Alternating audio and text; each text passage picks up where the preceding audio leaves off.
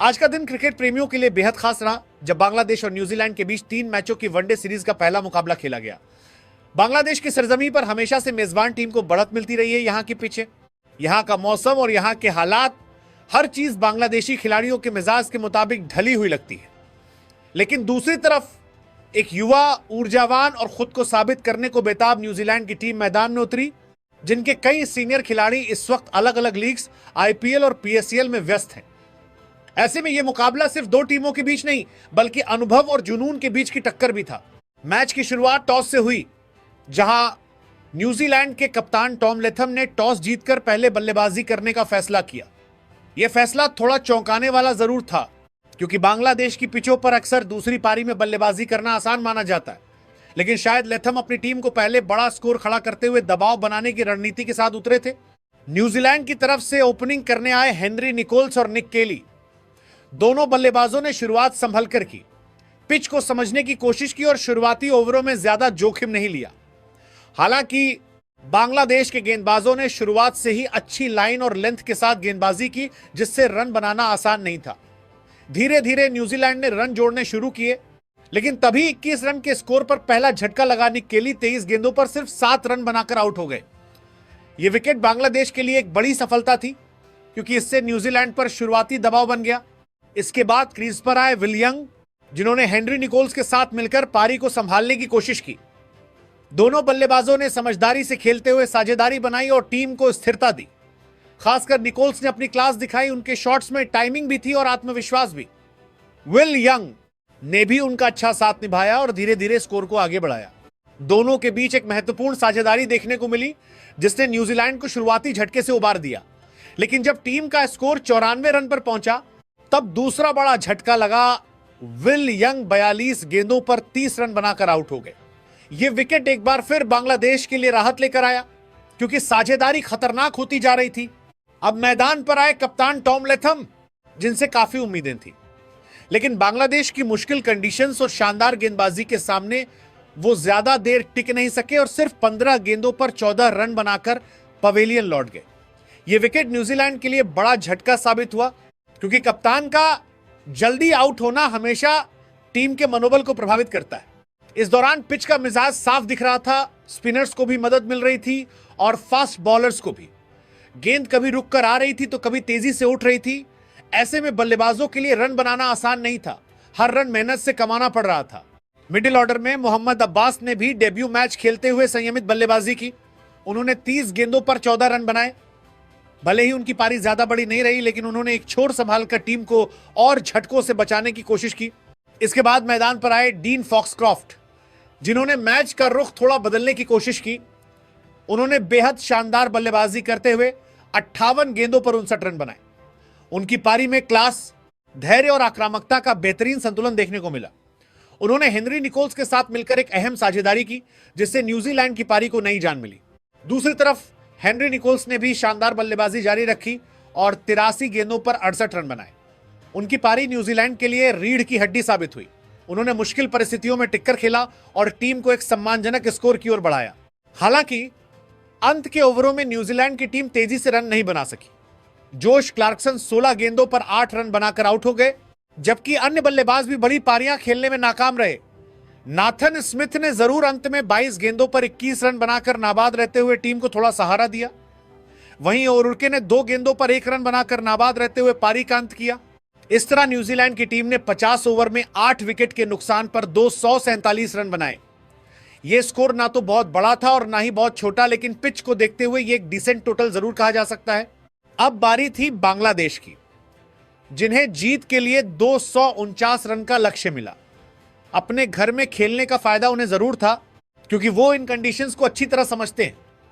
लेकिन दूसरी तरफ न्यूजीलैंड की युवा टीम ने जिस तरह से लड़ाई लड़ी और एक सम्मानजनक स्कोर खड़ा किया, उसने मुकाबले को पूरी तरह से खुला छोड़ दिया। पहली पारी की बात करें तो यह साफ था कि यह मैच आसान नहीं होने वाला। हर रन के लिए संघर्ष करना पड़ा, हर विकेट की कीमत थी और हर खिलाड़ी को अपनी काबिलियत साबित करनी पड़ी। यह मुकाबला सिर्फ आंकड़ों का खेल नहीं था, यह धैर्य, रणनीति और मानसिक मजबूती की परीक्षा भी था। न्यूजीलैंड ने दिखा दिया कि भले ही उनके पास अनुभव कम हो, लेकिन जज्बा और टैलेंट किसी से कम नहीं है।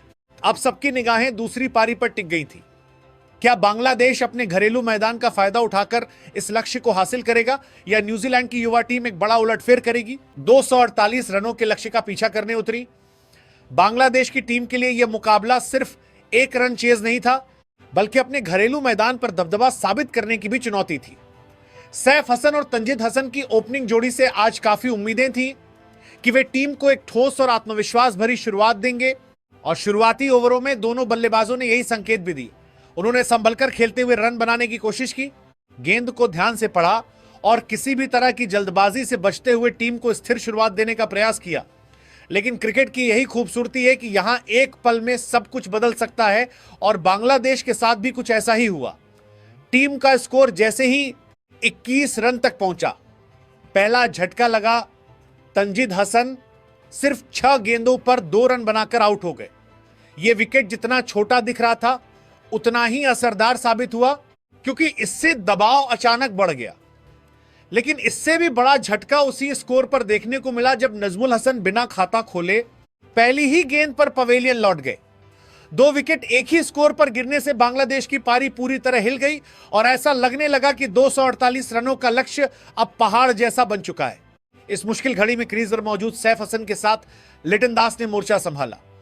दोनों बल्लेबाजों ने जिस संयम और समझदारी का परिचय दिया, उसने मैच का रुख एक बार फिर बदलने की कोशिश की। उन्होंने न सिर्फ विकेट बचाकर खेला, बल्कि धीरे धीरे स्कोरबोर्ड को भी आगे बढ़ाया। हर रन के साथ उनका आत्मविश्वास बढ़ता गया, और दर्शकों को भी एक बार फिर उम्मीद की किरण दिखाई देने लगी। सैफ हसन ने बेहद शानदार बल्लेबाजी करते हुए 76 गेंदों पर 57 रन बनाए, जिसमें एक छक्का और 8 चौके शामिल थे। उनकी पारी में धैर्य भी था और सही समय पर आक्रमण करने की क्षमता भी। दूसरी ओर लिटन दास ने भी 68 गेंदों पर 46 रन की महत्वपूर्ण पारी खेली और सैफ हसन का बखूबी साथ निभाया।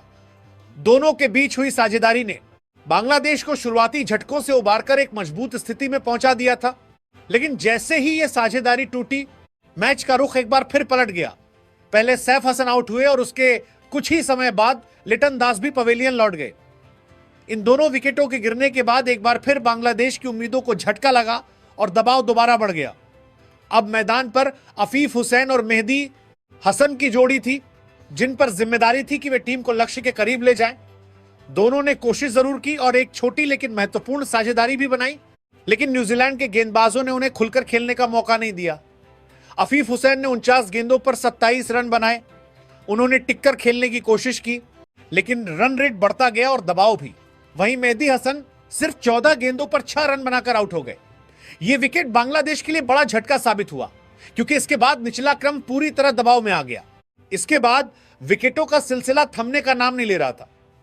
रिशद हुसैन 9 गेंदों पर 4 रन बनाकर आउट हो गए, जबकि शरीफुल इस्लाम पहली ही गेंद पर पवेलियन लौट गए। हर गिरता हुआ विकेट बांग्लादेश की उम्मीदों को और कमजोर करता जा रहा था। एक समय जो टीम जीत के करीब नजर आ रही थी, अब हार की ओर बढ़ती दिख रही थी। घरेलू मैदान पर खेलते हुए भी बांग्लादेश के बल्लेबाज न्यूजीलैंड के अनुशासित गेंदबाजी आक्रमण के सामने टिक नहीं पाए। अगर न्यूजीलैंड की गेंदबाजी की बात करें तो उन्होंने इस मैच में कमाल का प्रदर्शन किया। विल ओरुर्के ने शानदार लाइन और लेंथ के साथ गेंदबाजी की और लगातार दबाव बनाए रखा। नाथन स्मिथ ने भी अहम मौकों पर विकेट लेकर टीम को बढ़त दिलाई। जैकब डफी थिकनर, जोश क्लार्कसन, लिनॉक्स और फॉक्सक्रॉफ्ट सभी गेंदबाजों ने मिलकर एक ऐसी रणनीति अपनाई जिसने बांग्लादेश के बल्लेबाजों को खुलकर खेलने का मौका ही नहीं दिया। उन्होंने न सिर्फ विकेट लिए, बल्कि रन गति को भी नियंत्रित रखा, जो इस जीत की सबसे बड़ी वजह बनी। आखिरकार बांग्लादेश की पूरी टीम लक्ष्य तक पहुंचने से पहले ही बिखर गई और अपने ही घर में उन्हें सीरीज के पहले मुकाबले में हार का सामना करना पड़ा। यह हार सिर्फ एक मैच की हार नहीं थी, बल्कि एक चेतावनी भी थी कि अंतर्राष्ट्रीय क्रिकेट में कोई भी टीम हल्के में नहीं ली जा सकती, चाहे वो युवा खिलाड़ियों से भरी न्यूजीलैंड की टीम ही क्यों ना हो। इस जीत के साथ न्यूजीलैंड ने 3 मैचों की सीरीज में 1-0 की बढ़त हासिल कर ली है, और उन्होंने यह साबित कर दिया कि टीम में अगर जज्बा और अनुशासन हो तो अनुभव की कमी भी बड़ी बाधा नहीं बनती।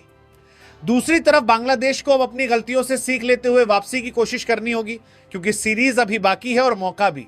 यह मुकाबला हमें एक बार फिर यही सिखाता है कि क्रिकेट में कुछ भी तय नहीं होता। हर गेंद, हर रन और हर विकेट कहानी बदल सकता है। और आज की इस कहानी में जीत की स्क्रिप्ट न्यूजीलैंड के नाम रही।